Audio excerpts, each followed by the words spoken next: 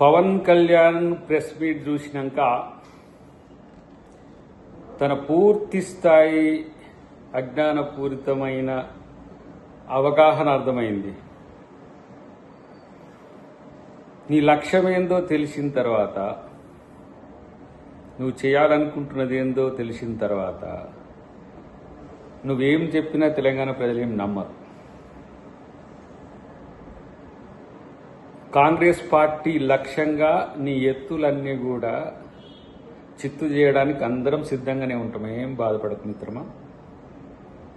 నువ్వు ఏ రూపంగా వచ్చినా కూడా గుర్తుపట్టలేనంత స్థితిలో తెలంగాణ సమాజం లేదు. ఎందుకంటే నువ్వు మాట్లాడుతున్న తీరులోనే ద్వంద్వనీతి కనపడుతున్న పరిస్థితి ఉన్నది. నీ బాస్ ఎవరు తెలుసా? ఉక్రెయిన్ మీదుగా ప్రోటోకాల్లో లేకుండా పాకిస్తాన్ వెళ్ళి నవాజ్ షరీఫ్ తల్లి కాళ్ళు మొక్కి వాళ్ళ మనవరాలి బర్త్డేలో బిర్యానీ తిని వచ్చిన మోదీ నీ మూలం. నువ్వు భారతదేశాన్ని ప్రేమించటమేమో, మేము ప్రపంచ మానవత్వాన్ని ప్రేమించే శక్తులం. గుర్తుపెట్టుకో. గదర్ అన్న పేరు చెప్తే ఏదో ఫ్లేవర్ అద్దితే తెలంగాణ అస్తిత్వాన్ని నువ్వేదో కాపాడుతున్నట్టు నువ్వు చేసే ప్రకటనలు ఎవరు నమ్ముతారు? 11 రోజులు తిండి తినకుండా ఇంట్లో వండుకున్నావు అంటే తెలంగాణ ఇవ్వడం అనేది ఎంత వ్యతిరేకించినవో చూసుకో. రెండవది, తెలంగాణలో కన్నుబడి కోనసీమ ఎండిపోయిందన్నావు. ఇవి చాలా వాయిగా తెలంగాణ మీద నీకు ఎంత ప్రేమో లేదనుకుంటానో. నువ్వు చేసిన కామెంట్స్ వెనుక అంతరార్థం తెలియదా? పేరెత్తడానికి కూడా ఇబ్బంది పడుతున్న పరిస్థితి నీది. సో పాకిస్తాన్ వెళ్ళిన మోదీని అడుగు, ప్రపంచం అంటే ఏందో. తెలంగాణ ప్రజలు ప్రపంచ స్థాయిలో ఆలోచించే వ్యక్తులు. గుర్తుపెట్టుకో. నిజామును నడ్డి విరిచిన ప్రాంతం ఇది. ప్రపంచ ఉద్యమాలకు పెట్టినిల్లు ఇది. నువ్వు ఎవరి కోసం వచ్చినా ఎట్లా వచ్చినా నిన్ను రాజకీయాలు చేసుకొని వద్దని ఎవడు అనలే. నువ్వే జెండా పీక్కొని ఆంధ్రప్రదేశ్కి పోయినావు. నీకు అక్కడ ఇక్కడ ఏదో నీకేదో కొంత ప్రేమ ఉంది అన్నట్టుగా చెప్తున్న పరిస్థితిని చూస్తే నవ్వు వస్తుంది.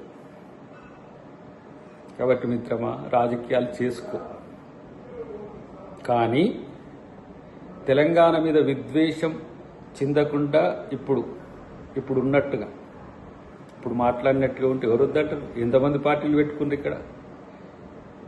నువ్వు తెలంగాణ మొత్తం కాదు, ఆమూలాగ్రం తిరిగితే నేను వద్దనేటోడు. కానీ కేవలం ప్రొఫెసర్ నాగేశ్వరరావు గురించే లేకపోతే పాశం యాదగిరి గురించి నువ్వు ఇక్కడికి వస్తున్నావు అంటే నమ్మేంత పిచ్చోళ్ళు తెలంగాణలో కాదు. మోదీ నీకు సర్ది చేస్తే వచ్చిండు, కానీ నువ్వు తెలంగాణ అమరవీరుల కాడికి పోలే, ఆయన తెలంగాణ అమరవీరుల కాడికి తీసుకుపోలే. సో ఇవంతా కూడా భవిష్యత్తులో మీ రాజకీయం ఏ విధంగా పోతుంది అనేది కూడా ముందే ఊహించగల సామర్థ్యం ఉన్న తెలంగాణ ప్రాంత ఉద్యమకారులం ఇక్కడ. నేను కొట్లాడి సాధించిన తెలంగాణ గడ్డ మీద ఉండి మాట్లాడుతున్నావు, అది గుర్తుపెట్టుకో. తెలంగాణ అస్మిక, తెలంగాణ అస్తిత్వం ఏందో కనీసం రుచి తెలియదు నీకు.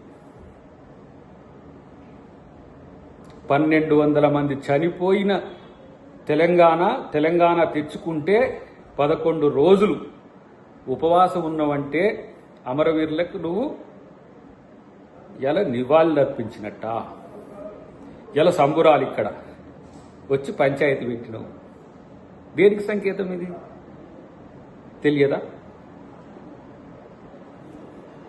కాబట్టి నీ రాజకీయాలేవో నువ్వు చేసుకో, కానీ ఇక్కడెవరో నిన్ను విలన్గా చూస్తున్నట్టుగా, నిన్నెవరో అడ్డుకుంటున్నట్టుగా ఫీల్ గా. ఎవ్వరు అడ్డుకోరు నిన్ను.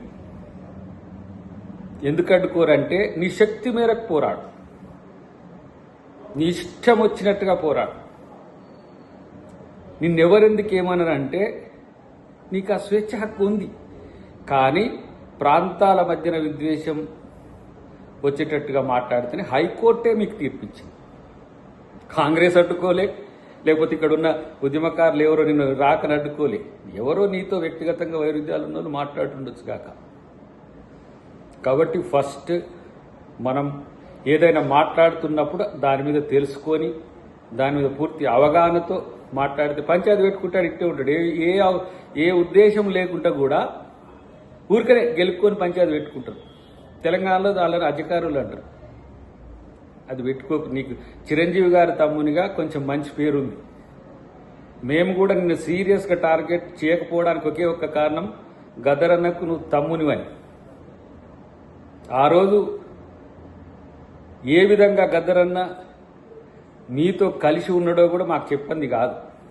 కానీ ఒక స్టాండ్ మీద లేకపోవడం వల్ల, ఈ చంచల స్వభావం వల్ల వివిధ రకాలుగా మారిపోయారు. చివరికి ఇక్కడ ఉన్నావు.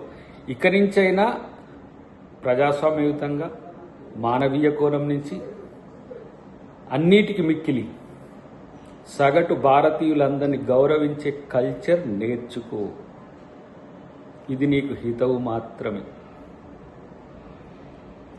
కాంగ్రెస్ పార్టీ మీద, ప్రియాంక గాంధీ మీద, రాహుల్ గాంధీ మీద మాట్లాడే స్థాయి నీది కాదు మిత్రమా. వాళ్ళది త్యాగాల కుటుంబం, దేశం కొరకు ప్రాణాలు ఇచ్చిన కుటుంబం. వాళ్ళ గురించి మాట్లాడేటప్పుడు ఎప్పుడైనా వయనాడు మీదనో, కేరళ మీదనో వాళ్ళు విషం జిమ్మినరా? ఇంత మీరు విష ప్రచారం చేస్తున్న ఏ రోజైనా మీ మీద వాళ్ళు కనీస స్టేట్మెంట్ ఇచ్చిండ్రా? పివి నరసింహారావు గారు నంద్యాల నుంచి పోటీ చేసిండ్రు, సేమ్ టైం బరంపురం నుంచి కూడా, ఒడిశా నుంచి కూడా పోటీ చేసిండ్రు. కానీ మీలో కొంతమంది, మీలాంటి వాళ్ళు కూడా చాలామంది తెలంగాణ మీద విషం జిమ్మిండ్రు. ఆంధ్ర ప్రజలు కాదు, ఆంధ్రాలో అందరు నాయకులు కాదు, చిరంజీవి గారు కూడా కాదు. కాబట్టి మనం ఏ విధంగా ఉన్నామనేది మన స్టేటస్, మన ట్రాక్ చెప్తుంది. కాబట్టి అందరినీ సమదృష్టితో చూడడం నేర్చుకో. నారాజు గాకుర మా అన్నయ్యో, నజీరు అన్నయ్యో అని. నజీర్లు ఒకరోజు వజీరు ఉంటే ఈరోజు నీకు శత్రువులైండ్రు. దేశం మొత్తం ఏ విధంగా కాంగ్రెస్ పార్టీ ఈరోజు అన్ని వర్గాలను, హిందువులను, ముస్లింలను, క్రిస్టియన్లను, బౌద్ధులను, జైనులను, అన్ని కులాలను, అన్ని మతాలను కలుపుకొని పోతుందో, ఆ కలుపుపోయే తత్వాన్ని గమనించు. కాంగ్రెస్ను కూడా కనీసం గౌరవించే కల్చర్ని పెంచుకోమని చెప్పి నేను పవన్ కళ్యాణ్కు తెలియజేస్తున్నా. మీరు రావచ్చు, పోవచ్చు, రాజకీయాలు చేసుకోవచ్చు, కానీ తెలంగాణ ప్రజల్ని ప్రేమించడం నేర్చుకోండి. ఫస్ట్ అది ముందు నేర్చుకుంటే మీలాంటి వాళ్ళకి అది మంచిది.